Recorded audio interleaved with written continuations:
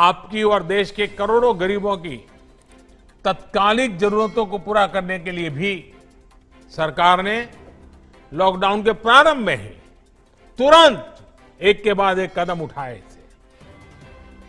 आत्मनिर्भर भारत अभियान की शुरुआत ही प्रधानमंत्री गरीब कल्याण योजना से हुई थी और मुझे बराबर याद है कि जब शुरू में हमने गरीबों के लिए इतनी योजनाएं लाए तो चारों तरफ चिल्लाहट शुरू हुई थी। उद्योगों का क्या, व्यापार का क्या, एमएसएमई का क्या, सबसे पहले ये करो। बहुत लोगों ने मेरी आलोचना की थी, लेकिन मैं जानता हूं इस संकट में गरीब का हाथ पकड़ना प्राथमिकता थी मेरी, और इसलिए हमने सबसे पहले गरीबों पर बल दिया था। इस योजना पर कुछ ही सप्ताह के भीतर करीब करीब 1.25 लाख करोड़ रुपए खर्च किए गए। इन 3 महीनों में 80 करोड़ गरीबों की थाली तक राशन दाल पहुंचाने का काम हुआ। राशन के साथ साथ उन्हें गैस सिलेंडर भी मुफ्त दिए गए। इसी तरह 20 करोड़ गरीब माताओं बहनों के जनधन खातों में 10,000 करोड़ रुपए से अधिक सीधे ट्रांसफर किए गए। गरीब, बुजुर्ग, माताओं बहनों और दिव्यांग साथियों के लिए 1,000 रुपए की सहायता भी सीधे उनके खातों में भेजी गई। सोचिए, अगर घर घर जाकर आपके जन धन खाते न खुलवाए गए होते, मोबाइल से इन खातों और आधार कार्ड को जोड़ा नहीं होता, तो ये संभव होता क्या? इतने कम समय में रुपये योजनाएं पहुंचती क्या? और पहले का समय तो आपको भी याद है क्या होता था।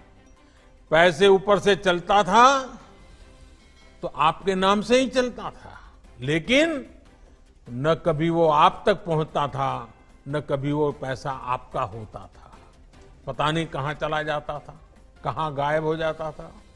अब ये सब बदल रहा है।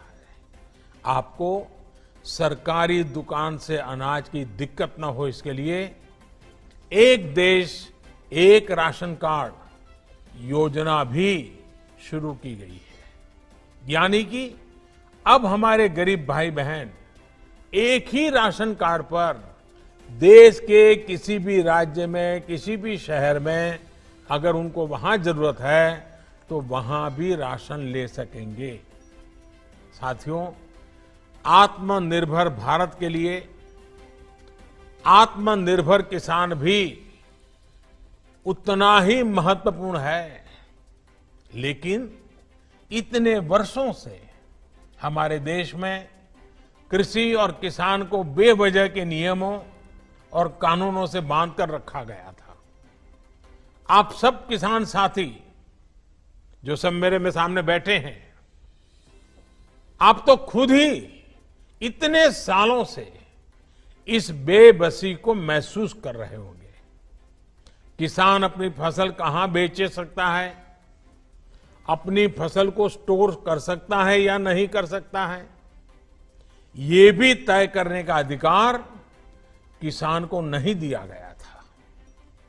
इस तरह के भेदभाव वाले कानूनों को हमने 2 सप्ताह पहले खत्म कर दिया है। अब आप कहां फसल बेचेंगे, ये सरकार तय नहीं करेगी, बाबू लोग, अधिकारी लोग तय नहीं करेंगे, बल्कि आप, मेरा किसान खुद तय करेगा। अब किसान अपने राज्य के बाहर भी अपनी फसल बेच सकता है और किसी भी बाजार में बेच सकता है। अब आप अपनी उपज का अच्छा दाम देने वाले व्यापारियों से, कंपनियों से सीधे जुड़ सकते हैं, उन्हें सीधे अपनी फसल बेच सकते हैं। पहले जो कानून फसल के स्टॉक करने पर रोक लगाता था, अब उस कानून में भी परिवर्तन कर दिया गया है। साथियों, आत्मनिर्भर भारत पैकेज में किसानों की फसल रखने के लिए कोल्ड स्टोरेज बने, किसानों को सीधे बाजार से जोड़ा जाए, इसके लिए भी 1,00,000 करोड़ के निवेश की घोषणा की गई है।